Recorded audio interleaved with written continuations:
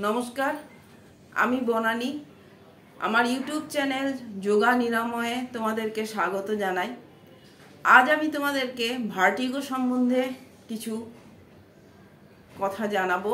যদি তোমাদের কোনো উপকারে লাগে আমার এই ভিডিও বা এখান থেকে কিছু উপকৃত হও, তাহলে একটু বন্ধুদের মধ্যে ছড়িয়ে দিও এবং তাদেরকেও সুস্থ করার সুযোগ করে দিও।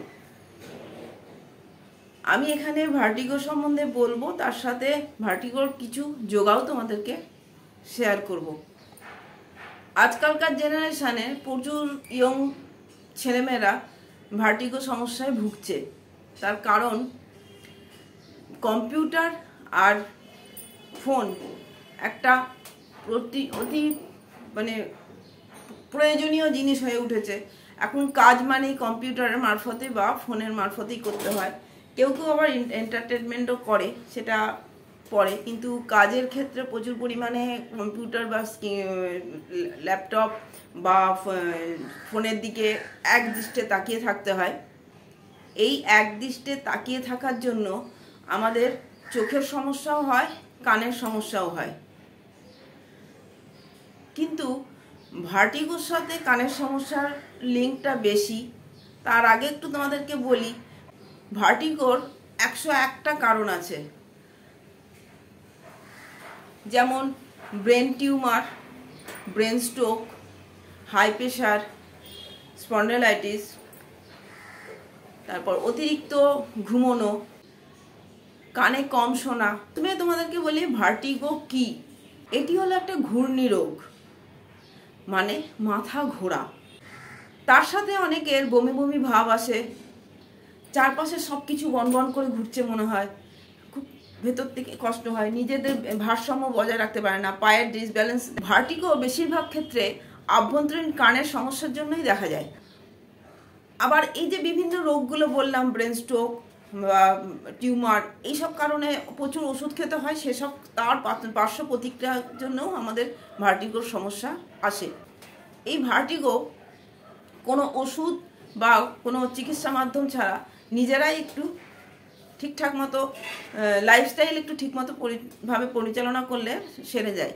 ভার্টিগোর সাধারণত কোনো ওষুধ নেই, কিন্তু ডাক্তার তো দেখাতেই হবে। ডাক্তার অতি অবশ্যই একবার করে প্রত্যেককে বলবো দেখাও। কারণ ভার্টিগো যদি আমি যে রোগগুলো বললাম সেই রোগগুলোর কারণে হয়, তাহলে সেই রোগগুলোর জন্য তো ডাক্তার দেখাতে হবে, তারা সেই চিকিৎসাগুলো তাদেরকে করতেই হবে। আর যদি কানের সমস্যার জন্য হয় বা স্পন্ডাইলাইটিসের জন্য হয়, তাহলে মূলত যোগার মাধ্যমে কিছু ওগুলো ঠিক করা যায়। এগুলোর কোনো ওষুধ নেই। ডাক্তার একটা ওষুধ দেয় সেই মুহূর্তে কাজ হওয়ার জন্য, কিন্তু তার কোনো সলিউশন শেষ পর্যন্ত হয় না। সবসময় এক্সারসাইজ করেই সেটাকে ঠিক রাখতে হয়। একটু ছোট বয়সে ফিরে যায়, ক্লাস 8, 9, 10 এরকম সময় আমরা কান এঁকেছি। আশা করি তোমাদের মনে থাকবে। যদি মনে নাও থাকে আমি তোমাদেরকে একটু মনে করিয়ে দিচ্ছি। তখন কান এঁকেছো, কানের যে 3টে ভাগ থাকে দেখে থাকবে, একটা বাইরের পার্ট, একটা মাঝখানের পার্ট, একটা শেষের পার্ট। এই শেষের পার্টটা এরকম কতগুলো নলের মতো থাকে। সেই নলে কিছু চিনির দানার মতো কিছু ক্রিস্টাল থাকে। এই ক্রিস্টালগুলো যখন ওই জল থেকে, ওই নলের মধ্যে যে তরলটা থাকে, যে লিকুইডটা থাকে, সেইগুলো থেকে যখন মিডল পার্টে চলে আসে, তখন আমাদের এই ভার্টিগোর সমস্যা দেখা দেয়। সেই কারণে অনেক সময় আমরা কোনো একটা সাইডে যখন শুয়ে ফোন ঘাঁটি বা এদিকে শুয়ে, তখন কারুর বাঁ দিক দিয়ে শুয়ে কাটলে বাঁ দিকে বেরিয়ে যায় ক্রিস্টালগুলো, তখন ভার্টিগো দেখা দেয়। কারুর ডান দিকে কাত হয়ে বেশি যদি শুয়ে থাকো বা ডান দিকে কাত হয়ে যদি বেশি ফোন ঘাঁটা হয়, তখন ক্রিস্টালগুলো ডান দিক দিয়ে বেরিয়ে আসে, তখন ডান দিক দিয়ে ভার্টিগোটা দেখা যায়। তো মোটামুটি একটু কানের ছবিটা একটু তোমরা দেখে এসো। তো দেখলে তখন বুঝে যাবে, একটু গুগল সার্চ করে দেখো কানের ছবিগুলো, যে ওখানে দেখতে পাবে যে চিনির দানা বা ক্রিস্টালগুলো কীরকম হয়, ছোটো ছোটো দানা দানা।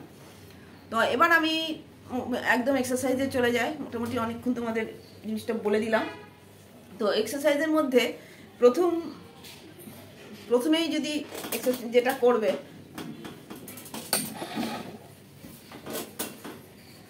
এরকম হাতটাকে লক করবে, মাথা দিয়ে হাতটাকে ঠেলবে, হাত দিয়ে মাথাটাকে ঠেলবে, সমান পরিমাণ দুদিক দিয়ে প্রেসার দেবে, যাতে ঘাড়ের এখানে একটা চাপ সৃষ্টি করতে পারো। সাধারণত এটা স্পন্ডিলাইটিসের জন্য দেওয়া হয়। স্পন্ডিলাইটিস থেকেও মাথার ঘোরার একটা টেন্ডেন্সি থাকে, সেই জন্যে এটা আমি দেখাচ্ছি। মোটামুটি 20 সেকেন্ড করে কাউন্ট করে করে এটা করবে। এই সাইড দিয়ে করবে, একে অপর দু সাইড দিয়ে প্রেসার দেবে। এটাও করবে, দু সাইড দিয়ে প্রেসার দেবে। মাথা দিয়ে হাতকে, হাত দিয়ে মাথাকে দু সাইড দিয়ে প্রেসার দেবে। পেছন দিক দিয়েও তাই, মাথা দিয়ে হাতকে প্রেসার দেবে, হাত দিয়ে মাথাকে প্রেসার দেবে। 20 সেকেন্ড করে স্টে করে করে করবে, ফিল করে করে করবে। একদম স্পাইনাল থেকে ঘাড় পর্যন্ত একটা ফিল করতে পারবে কিছু একটা যেন লিকুইড জিনিস সরে যাচ্ছে বা নড়ছে।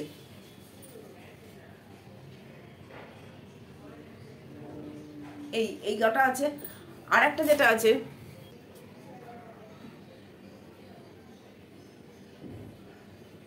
একদম লুজ করে পেন্ডুলামের মতো মুভমেন্ট করবে। যেটা দেখাবো তার জন্য একটা পেন দরকার। পেনটাকে ঠিক এরকম হাতের সামনে নেবে, পেনটার দিকে এক দৃষ্টি একটু তাকিয়ে থাকবে।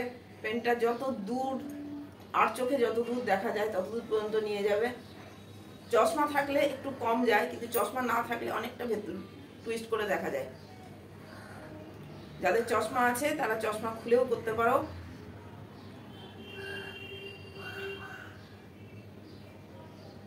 ঠিক এইভাবে 10 বার করবে। তারপরে এই পেনটা স্থির থাকবে, মাথাটা ঘোরাবে একদম পেনের দিকে তাকিয়ে। মাথাটা ঘুরিয়ে যেখানটাতে পেনটাকে দেখতে পাচ্ছ ঠিক সেইখান পর্যন্ত মাথাটা ঘোরাবে।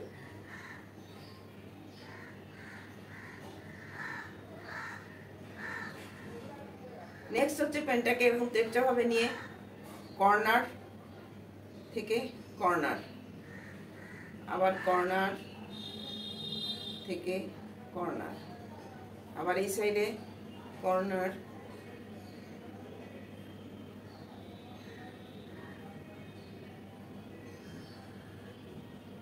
হয়ে গেল।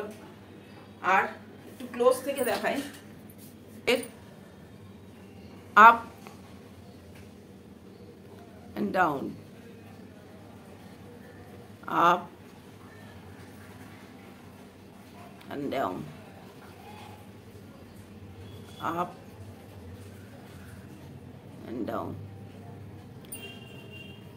একটা হচ্ছে চোখের এক্সারসাইজ ভার্টিগোর জন্য, আর স্পন্ডিলাইটিসের জন্য দিলাম এই এক্সারসাইজগুলো যেগুলো ঘাড়ের জন্য।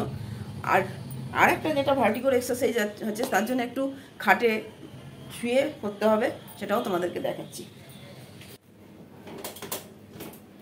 প্রথমে এই পজিশনে খাটের মধ্যে বসে যাবে, বালিশটা ঠিক এরকম একটা পজিশনে যাবে যাতে বালিশের ওপরে মাথাটাকে আমি ঝুলাতে পারি।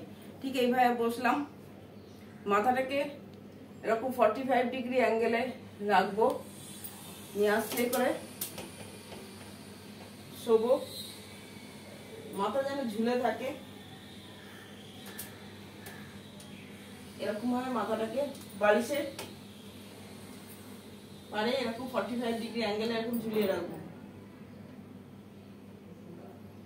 10 সেকেন্ড মতো থাকবে। 10 সেকেন্ড থাকার পরে আস্তে আস্তে মাথাটা এদিক থেকে এদিকে করে নেবে, 45 এইদিকে অ্যাঙ্গেল করে নেবে, নিয়ে এরকম হাতে ভর দিয়ে আস্তে করে করে উঠবে। মাথাটা এরকম 45 অ্যাঙ্গেলেই থাকবে, কিন্তু বেশি এরকম কাঁধের লেভেলে করে দেবে না বা সোজা রাখবে না, এরকম এই অ্যাঙ্গেলে রাখবে। আবার এইদিকে যখন করবে এরকম বালিশটাকে রাখবে, ঠিক এই পজিশনে বালিশটাকে রাখবে, একটা পজিশন নিয়ে বসবে, মাথাটা এরকম 45 ডিগ্রি অ্যাঙ্গেল করে রাখবে, নিয়ে ঠিক এইভাবে শোবে।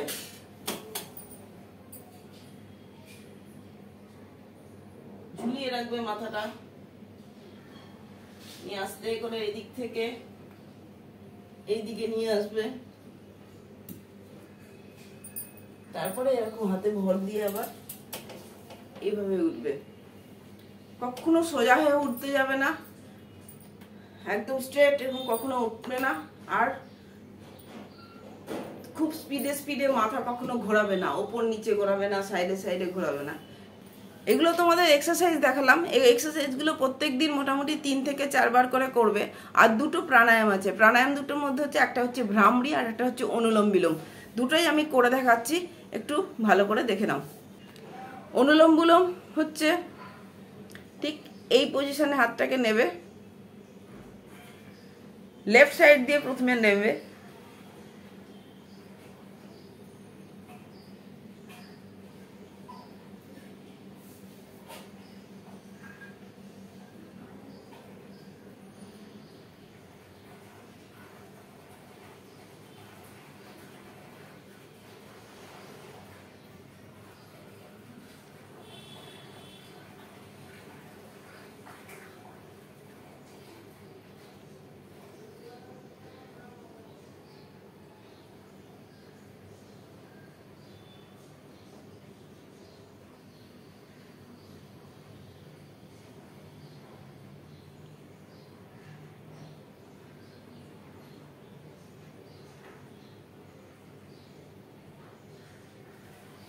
লেফট দিয়ে রাইট সাইডে ছাড়তে হবে, রাইট দিয়ে নিয়ে লেফট সাইডে ছাড়তে হবে। এটা হবে একটা। এমনি করে আমি দুটো প্রাণায়াম তোমাদের দেখালাম, মানে অনুলোম বিলোম দুবার করে তোমাদের দেখালাম।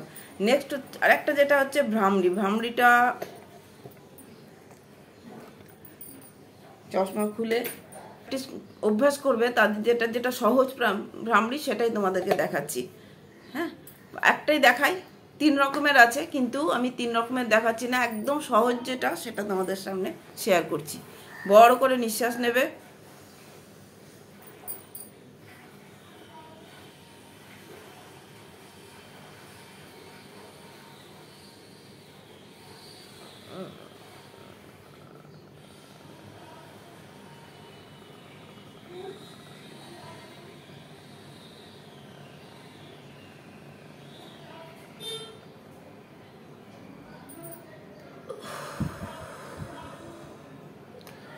নিঃশ্বাসটা নিলাম, কান আর চোখ ভালো করে চেপে থাকলাম।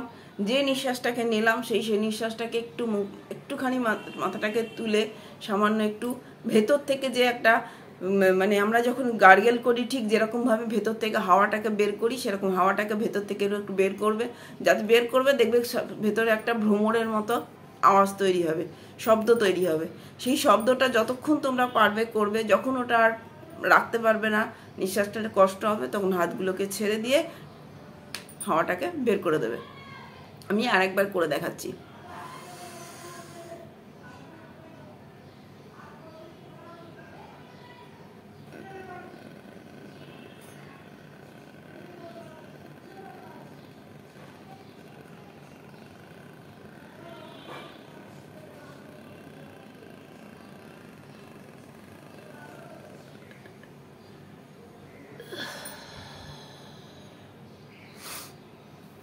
মোটামুটি ভ্রামরি 4 থেকে 5 বারের বেশি প্রথম করো না। যখন ভালো মতো প্র্যাকটিস হয়ে যাবে সেটা 10 বার ম্যাক্সিমাম করা যেতে পারে।